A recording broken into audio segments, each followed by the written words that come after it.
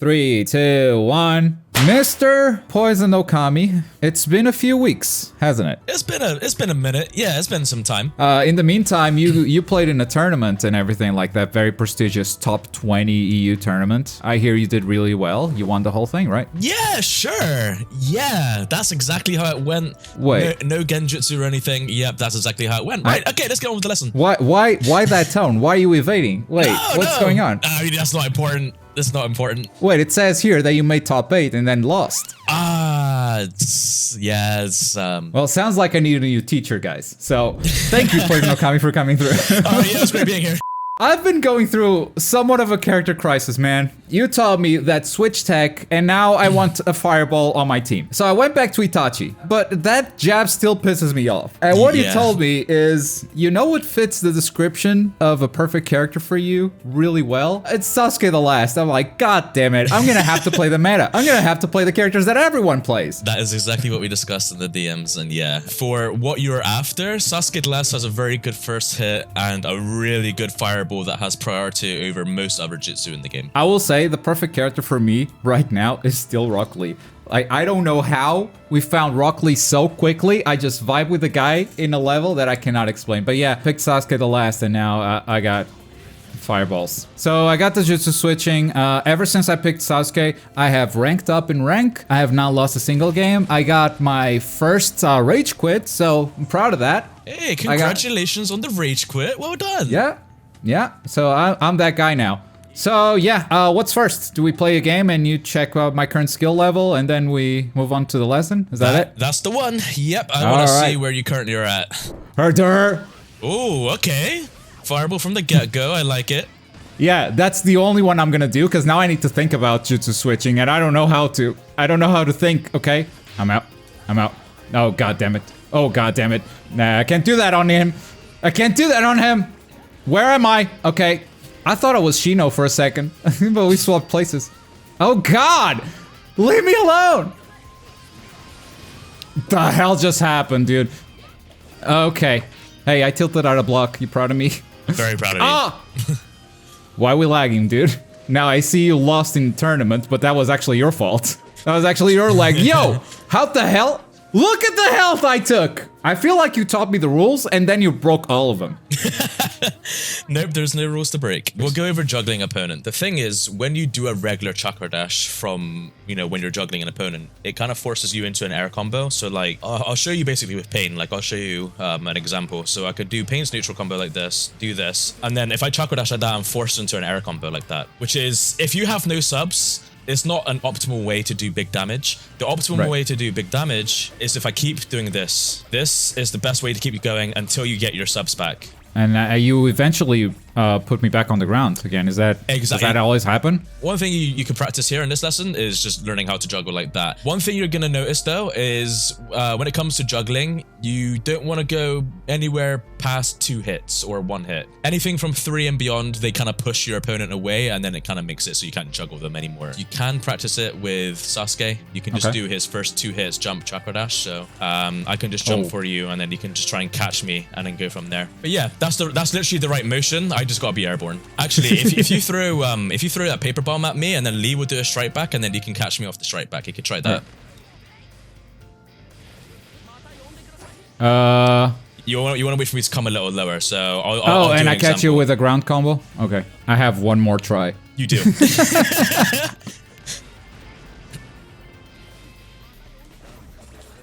Well, I caught you on the ground, actually. Yeah, you caught me on the ground. That would be a very rare case because a lot of times your opponent would just rebound. And rare? Just jump away. You just mean I'm an execution god. You are an execution god, yes. But in a realistic scenario, your opponent will just rebound out of that. This is how you jump? Oh, got it. Okay, you want me to do the thing. You can practice this with Lee, so you can put me into the air with his infinite, and when you drop down, you can catch me.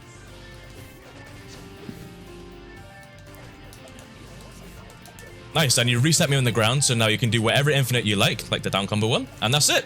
You've done a successful conversion from an air combo into a ground combo and a very beautiful ultimate jutsu at the end of the down combo. I got these. So how do you feel about juggling? Do you still want to practice over this, or should I go to the next part? I need to practice it for sure, but I feel like that can be homework. I don't know if you've experienced this or if you've been subject to it, but I'm going to talk to you about a thing called forced landing frames. So as I've explained to you in one of our previous lessons, you can jump and block in the air. Even though it's powerful to block in the air because it's an extra defense while you're airborne, it does come with a little minor setback. When you land on the ground, if you block in the air at a certain height, when you land on the ground, you're forced to release your block, whether you like it or not.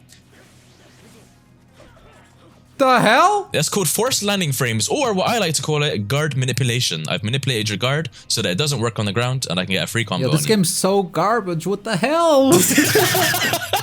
So when you know that somebody is being really, like, they're jumping a lot and they're airborne a lot and they like to bunny hop a bunch, you can punish that by by dashing them or hitting them. It doesn't even have to be a chakra dash. You can literally just throw a kunai into it. So if you double jump again, that's free.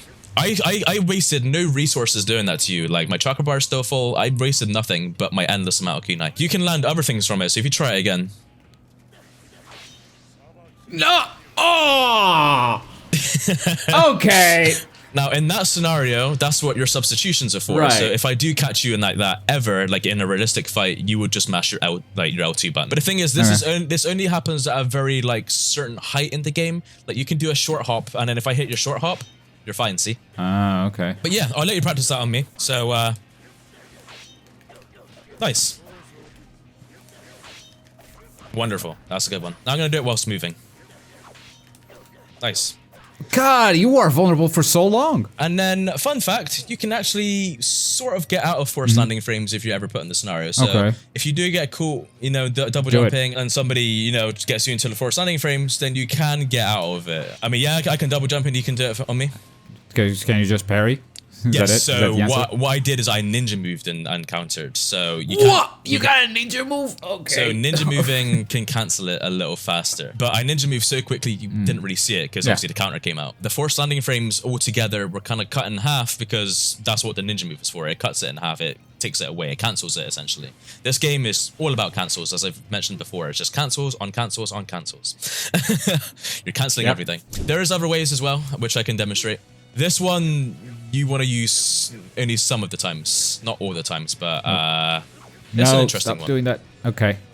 So one thing I did there is that as soon as I hit the ground, I use a speed pill or whatever pill, elemental, like stat buffing pill you have, and then you can use that to go into a counter, because when you use an item, you can counter out of the item. So basically what I'm doing is that I'm using the item to cushion the forced landing frames, and then I can counter out of it. Beautiful. So if I were trying, if I were to try and like attack you there, I wouldn't do very well. You did very well. There we go. Yes. Now that is a very top player thing to do. Like, yeah, because that's like, okay, you're double jumping, so obviously you're looking out for this because you know you're vulnerable here. So you're basically reacting to the kunai, and you're like, okay, and when I land, I'm gonna do the thing. Okay. So yeah, if you ever find yourself getting caught in that scenario, and you know it's all going slow motion in your head, and your Sharingan eyes can see what's about to happen, then that is an answer for you to get out of the scenario. You can either ninja move. Yeah, and that's an advanced way of doing it. You can also leader switch. That's not spending chakra. Let's talk about leader switching as a whole. Leader switching is also used as a way to make yourself safe. So if you're ever gonna start attacking somebody and you're committing into a scenario and you're feeling unsure, one thing you can do is exactly what you're doing right here. It's just leader switching. Because the moment you switch into that new character, you can just defend yourself like this. And then another type of leader switch is something that the community calls a blue dash. It's basically when you're in a combo string, and then it does a little dash like that. We call it a blue dash because there's like a little blue line behind the new character. This blue dash actually happens on hit, like so, but it also happens on block. So if you block from me, I can show you that it also happens on block as well. Depending on how you do these, you can use these to make yourself safe. So like if I throw out like a stray fireball with Sasuke, I can switch to Itachi to make myself safe. If the jutsu is accidental, you know, accidental things happen all the time. If I do this, I'm like, oh snap, then I can just do this just to like protect myself. One thing you might want to write down in like your homework book or something is to use leader switch to make yourself safe and as a form of defense. What happened to your eye, Rock Lee? Yeah, he got beat up. I've actually actually thought of something to sort of help you with subbing again, and it might change your mind. You can use subbing in a more advantageous way to punish somebody or certain characters, I want to say, when they're attacking you. There are two good places universally to sub in combos is during long animations or in a very strange scenario. Sometimes it is a good idea to sub the first hit because the opponent is thinking, yeah, I'm gonna do like 2-3 hits and then I'll jump cancel or whatever. Sometimes subbing the first hit, like so, is also a good way to do it. Yeah, Okami, for that, you're asking me to know all the characters I play against. You'll begin to realize the more fights you do, you'll begin to sort of just learn how the characters' combos look. I can tell you just off a general fact, a adult or teenage Sasuke, his second hit will just have 2 hits. Like, I hit circle twice, and I did a total of 3 hits. The very same as what Sasuke the last would do. This guy too, right? No, this guy's... Oh my god. Characters like Mifune or Lee are quite exact with their circle inputs. He's so good. You'll notice that characters that only have 1 hit per button input are actually really good, because that means you can cancel faster and make yourself safe. Yeah, that's a very good tip, and I'll keep it in mind, but I don't know how much I'll be able to implement it. Let's move on to my question. Do me a favor and call an assist during my spinny thing, all right? Or after the spinny thing. Yeah, what the fuck do I do? So in that scenario, you block. So what a lot of players do when they're doing infinites is that they're holding the block button because they're aware that they can just call in an assist. And some assists have really fast startups like Itachi. Boom.